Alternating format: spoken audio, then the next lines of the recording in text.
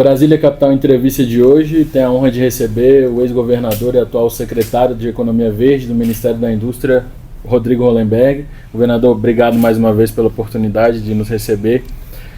Queria começar perguntando para o senhor dessa questão da sua vaga na Câmara Federal. O STF já formou maioria essa decisão, então o senhor muito em breve vai ocupar o cargo hoje ocupado pelo deputado Gilvan Máximo. Como é que estão esses trâmites? Já tem uma data para o senhor voltar à Câmara Federal? Olá, Tássino. Olá, Orlando. Primeiro, eu acho importante esclarecer para a população do Distrito Federal o porquê da decisão do Supremo. Quando o Congresso aprovou a legislação, era muito claro como seriam ocupadas as vagas. Primeiro, para os partidos que obtivessem o quociente eleitoral cheio e os candidatos tivessem pelo menos individualmente 10% dos votos. Nessa condição, 3 vagas foram ocupadas. Não sobrando vagas, iria para a segunda forma, a primeira forma de definição das sobras eleitorais.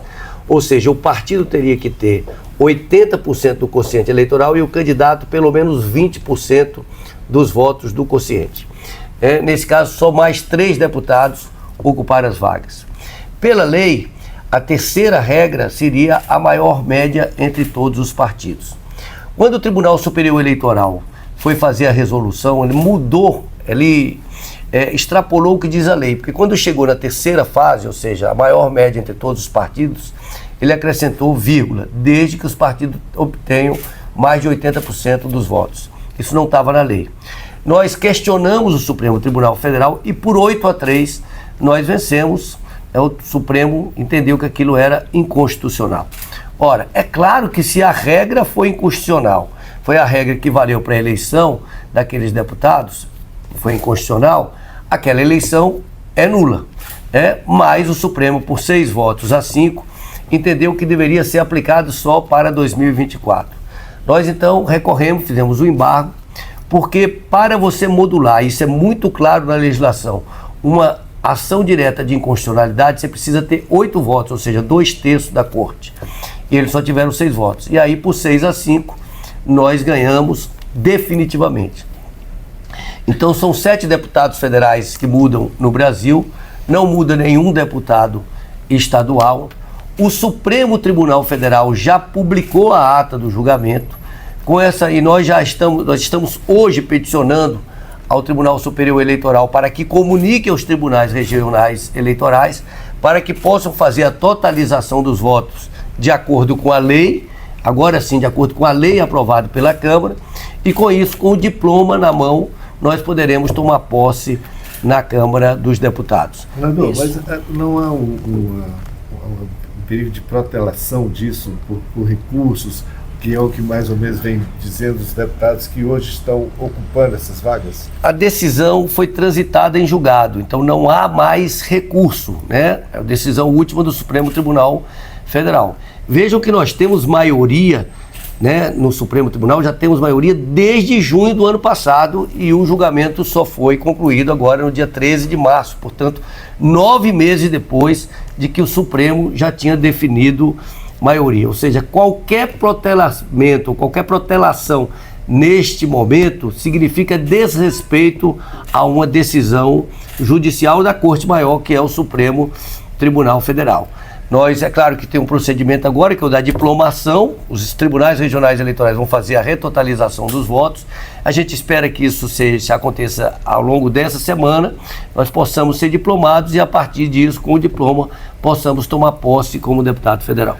Como o Tássino falou, você já tem mais ou menos um prazo para isso ou ainda é uma data que independe Não, eu tenho muita confiança que essa semana acontecerá a diplomação e possivelmente na outra semana, o mais rápido possível, nós tomaremos posse. Até porque o prejuízo já foi muito grande.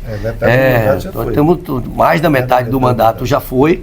7 deputados estão exercendo esse mandato sem a legitimidade, porque foram eleitos por uma norma considerada pelo Supremo Tribunal Federal inconstitucional. Portanto, qualquer dia a mais é um prejuízo para a representação popular. E é importante registrar, Orlando e Tássino, que os deputados que vão entrar, além dos partidos terem uma maior média do que os outros partidos, para a ocupação daquelas vagas, os 7 deputados que vão entrar tiveram mais do que o dobro dos votos dos deputados que vão sair. Mil, né? Eu tive quase 52 mil votos, o Gilvan teve 21 mil votos. Além de tudo isso, a média do PSB para eleger o primeiro deputado era 137 mil votos e do PRB para eleger o terceiro era de 100 mil votos. Portanto, é inquestionável a decisão do Supremo Tribunal Federal, a legitimidade, a legalidade e a correção da decisão do Supremo Tribunal Federal. Nós lamentamos a demora, porque a demora traz prejuízos irreparáveis ao exercício do mandato. Como eu digo, nós vamos ter que trabalhar em dobro para recuperar esse tempo perdido. E, governador, assim que o senhor for empossado, diplomado, voltar à Câmara dos Deputados, qual é a sua prioridade na Câmara Federal? Olha, o fato de eu estar aqui nessa Secretaria de Economia Verde, Descarbonização e Bioindústria há 2 anos, e eu tenho uma gratidão, um reconhecimento muito grande ao ministro vice-presidente Geraldo Alckmin, por quem eu já tinha uma admiração muito grande, já tinha convivido como governador, e agora, ao conhecê-lo mais profundamente, essa admiração apenas aumentou. Isso me permitiu conhecer com profundidade essa agenda, que é uma agenda estratégica para o planeta, estratégica para o Brasil, e que o Brasil tem inúmeros desafios e inúmeras oportunidades. Nós atuamos fortemente aqui ao longo desses 2 anos para avançar a agenda regulatória, trabalhamos muito junto ao Congresso Nacional para aprovação da regulamentação do mercado de carbono, das eólicas offshore, do combustível do futuro, que aumenta a mistura do etanol na gasolina, aumenta a mistura do biodiesel no diesel fóssil, cria mandatos para a utilização, para a mistura do biometano no gás natural, da redução, cria mandato para a utilização de combustível sustentável de aviação junto ao querosene de aviação, também a regulamentação do hidrogênio. Então nós atuamos fortemente, o mercado regulado de carbono começou aqui nessa mesa. A primeira minuta do projeto, que depois foi encampado pela senadora Leila e foi aprovado pelo Congresso Nacional.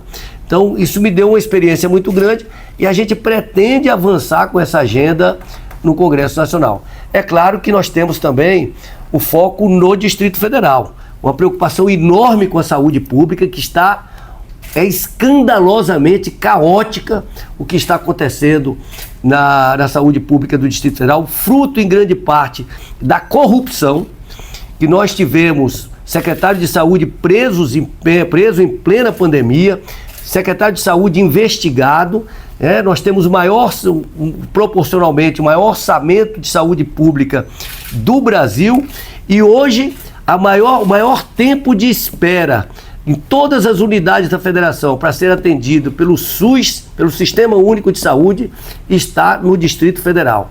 Isso é uma vergonha para o Distrito Federal, mas sobretudo isso é um sofrimento terrível para a população do Distrito Federal. Então, combater a corrupção na saúde, combater os desmandos no Distrito Federal será certamente uma prioridade também do nosso mandato. Governador, não lhe bate um arrependimento de ter criado o que foi o embrião do IGES? Não, absolutamente. Veja bem, o Instituto Hospital de Base é algo completamente diferente do IGES.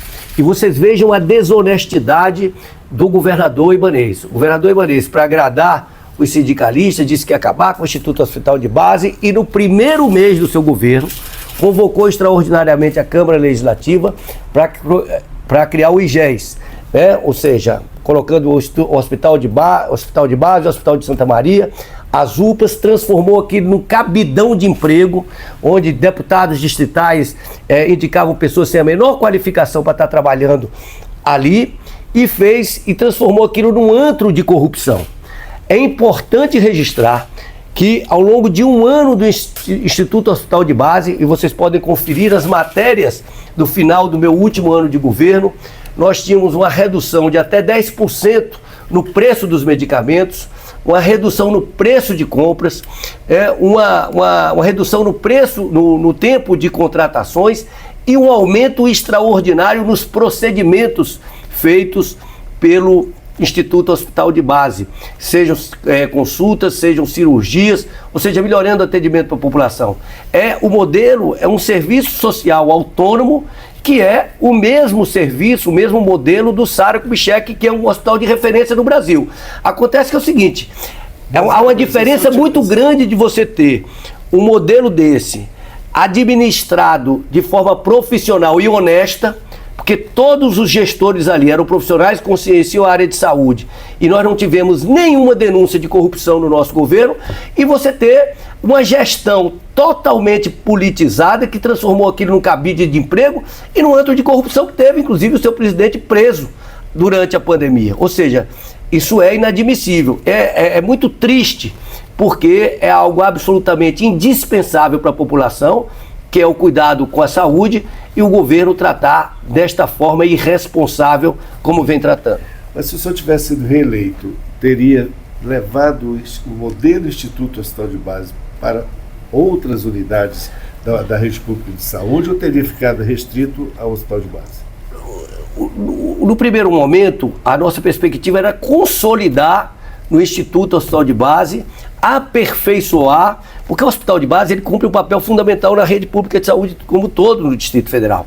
E se vocês pegarem as matérias de jornais, na verdade tem uma publicação da Fiocruz, uma revista da Fiocruz, que é escrita por cientistas, não é gente ligada ao governo, tem ali um artigo do procurador do Ministério Público, de cientistas que estudam a questão da saúde, avaliando positivamente as políticas que foram desenvolvidas no setor de saúde no nosso governo. Eu lembro que quando a gente recebeu o governo, nós tínhamos 600 milhões de reais de dívidas na saúde e tínhamos 600 milhões de serviços prestados anualmente na saúde do Distrito Federal sem qualquer tipo de contrato. Não é contrato emergencial. E nós deixamos todos os serviços, todos, sem exceção, contratualizados, e pagamos todas as dívidas na saúde. Ou seja, tinha tudo para você ter um novo momento na saúde pública do Distrito Federal, com muito mais qualidade no atendimento. Ampliamos enormemente a cobertura do saúde da família, e o que a gente viu foi isso tudo jogado de lado.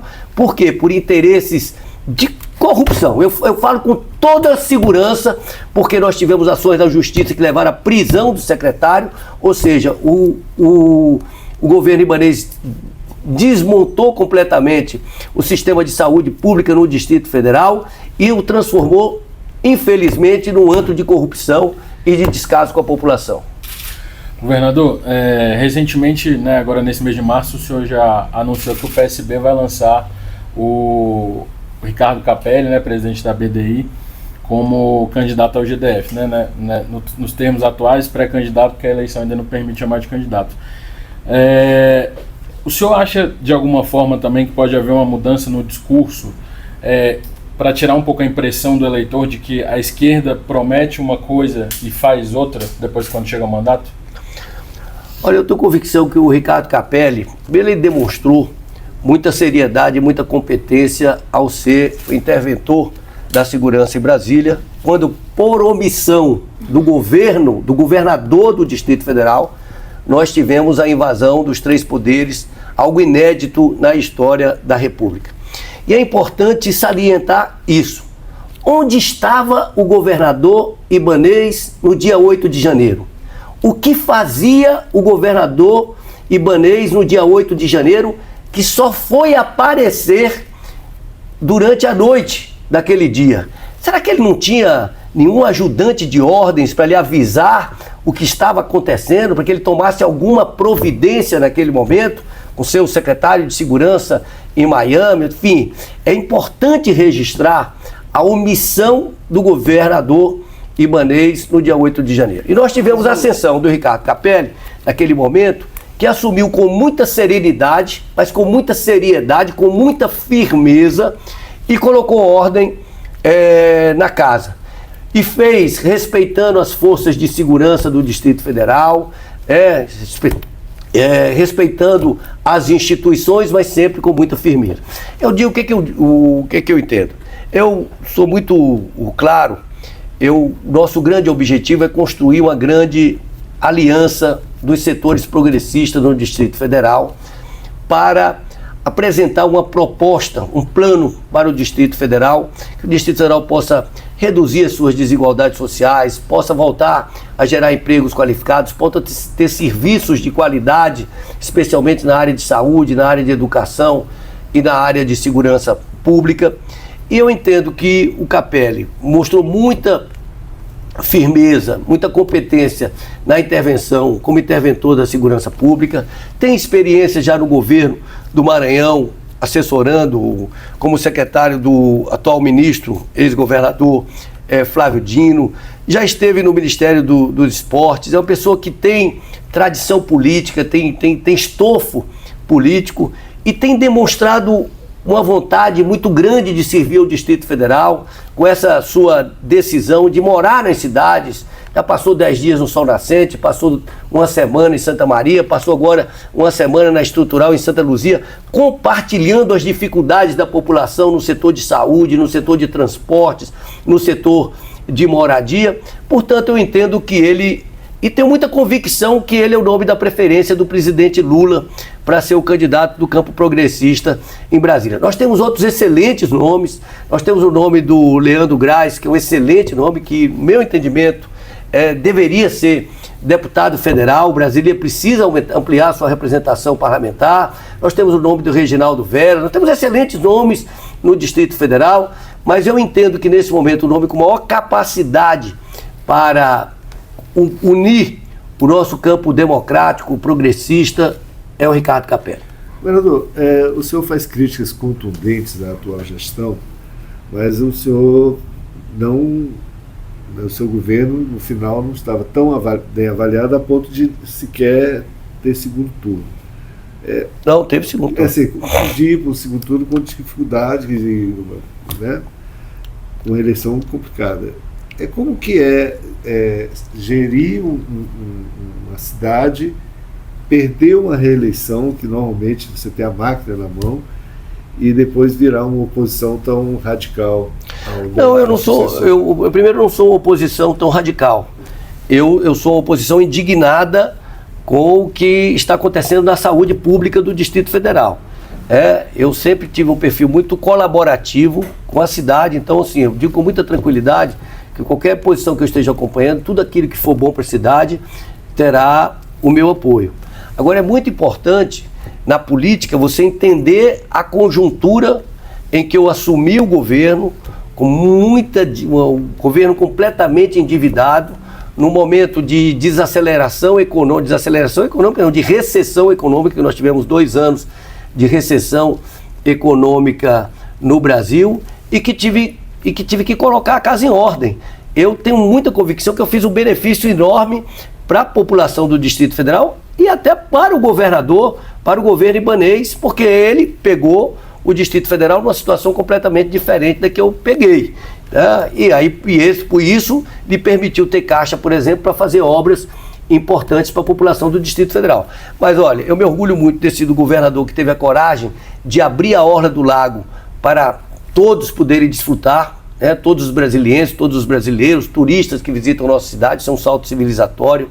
De ter sido o governador que teve a coragem de fechar o lixão, mas incorporando os catadores de material reciclável na coleta seletiva, para trabalharem em centros de triagem, ou seja, dando dignidade aos catadores. De ter feito a ampliação, o segundo hospital da criança do Distrito Federal, de ter melhorado a infraestrutura urbana dos locais mais pobres do Distrito Federal, como Sol Nascente, como Vicente Pires, que é um local de classe média, mas como Sol Nascente, como Porto Rico, como Buritizinho, que são lugares muito pobres, de ter resolvido por pelo menos 30 anos a crise hídrica no Distrito Federal. Vejam, porque eu tive o azar de ser o meu governo que aconteceu a crise hídrica em função da falta de investimentos dos antigos governadores na questão hídrica. E eu fiz a barragem do Corumbá, uma das maiores captações de tratamento de água do Brasil. Eu fiz a captação do Lago Paranoá, eu fiz a captação do Torto, eu fiz a integração das bacias de Santa Maria e do Descoberto, resolvendo por pelo menos 30 anos o problema de abastecimento de água no Distrito Federal. Eu ampliei muitíssimas matrículas em creches, porque fiz mais de 40 creches no Distrito Federal. Enfim, tem um conjunto de realizações que trazem hoje, eu percebo, quando saio nas ruas, muito respeito da população do Distrito Federal. E, sobretudo, fiz isso, sou o único dos ex-governadores recentes que teve todas as suas contas aprovadas pelo Tribunal de Contas e não responde a nenhum processo, porque fiz isso com um governo exemplar do ponto de vista das lisuras do tratamento do dinheiro público. Governador, já prevendo um pouco, né, as eleições para 2026, a gente tem muito claro na mesa hoje, por exemplo, o nome da deputada federal Érica Cocai como postulante ao Senado.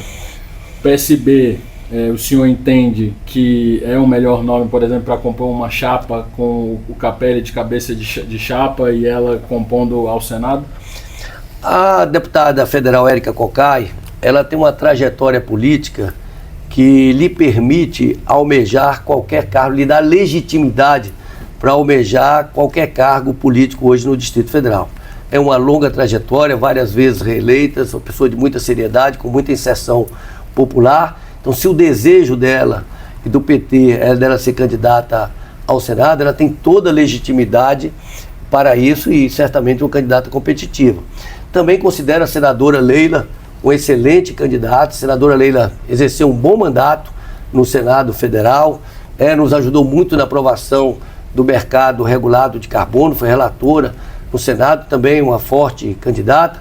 Entendo que o Leandro Graz também é um excelente nome, tem, pelo seu currículo, tem condições de pleitear qualquer cargo político no Distrito Federal. Nós temos Reginaldo Veras, temos o Max Maciel, nós temos realmente um conjunto de nomes, né, muito qualificados, no campo político no Distrito Federal, que podem almejar qualquer cargo. O que eu acho importante é que nós possamos sentar na mesa, avaliar a conjuntura política, traçar um conjunto de prioridades para o Distrito Federal que unifique o nosso campo para que possamos enfrentar e vencer as eleições de 2026 e fazer uma boa bancada de deputados federais, de senadores, de deputados distritais do Distrito Federal, do campo progressista. Você considera que a vice-governadora Celina é o principal adversário a ser batido?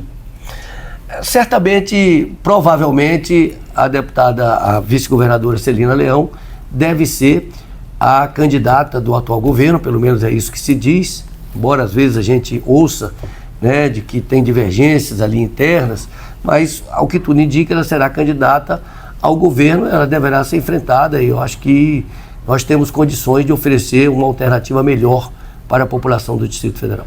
A gente vai caminhar para o fim da nossa entrevista, governador. Eu queria que o senhor, voltando um pouquinho à atuação do seu da sua Secretaria da Economia Verde, não é um pouco contraditório para o governo Lula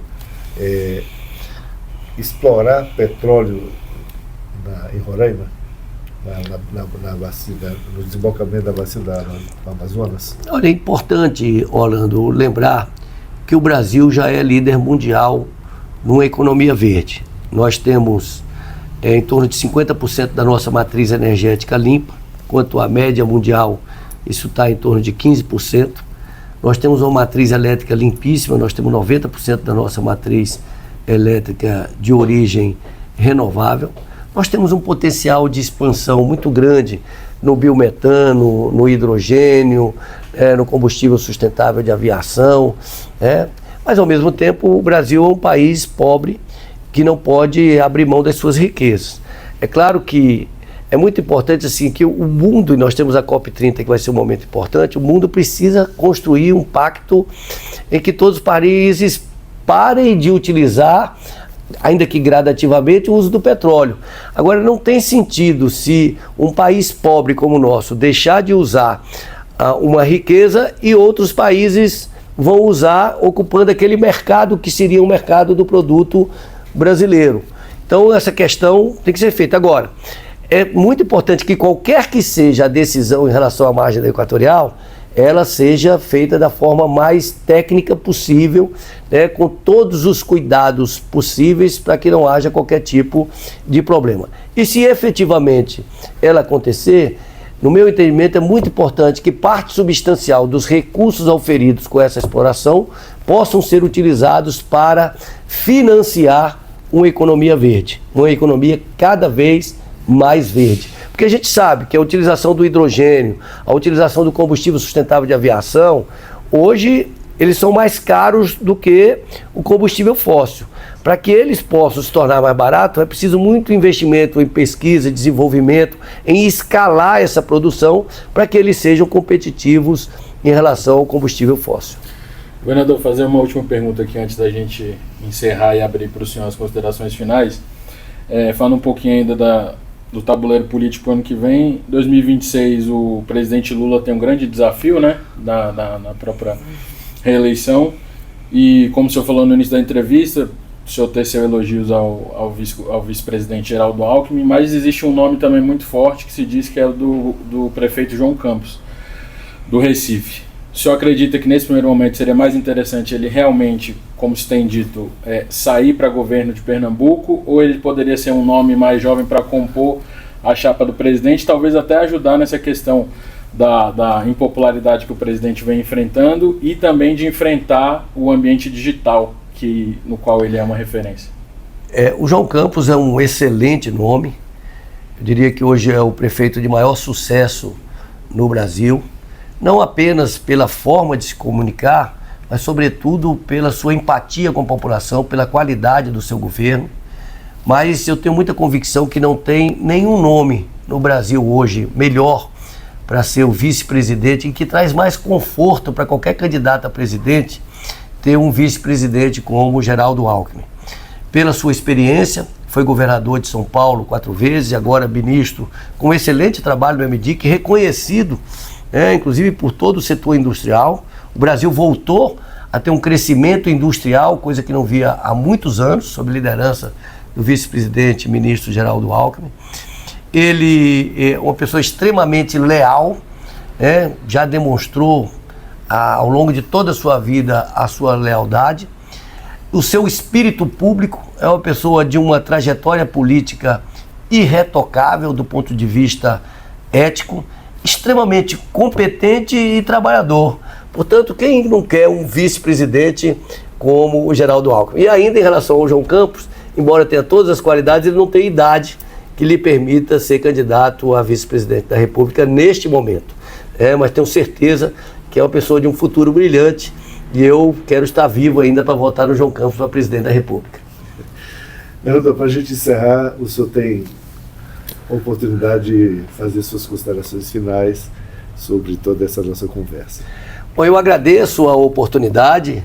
A gente está trabalhando bastante para acelerar os procedimentos para poder tomar posse na Câmara dos Deputados. É claro que eu estou ansioso para tomar posse, porque são 2 anos e 3 meses que foram retirados, ilegitimamente da vontade popular,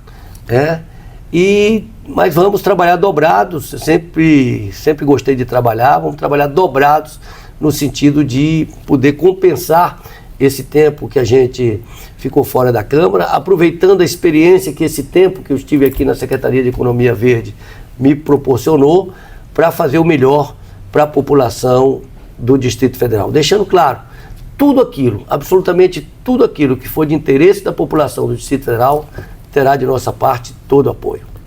Ok, muito obrigado. Perfeito, governador. Muito obrigado, viu? Abraço.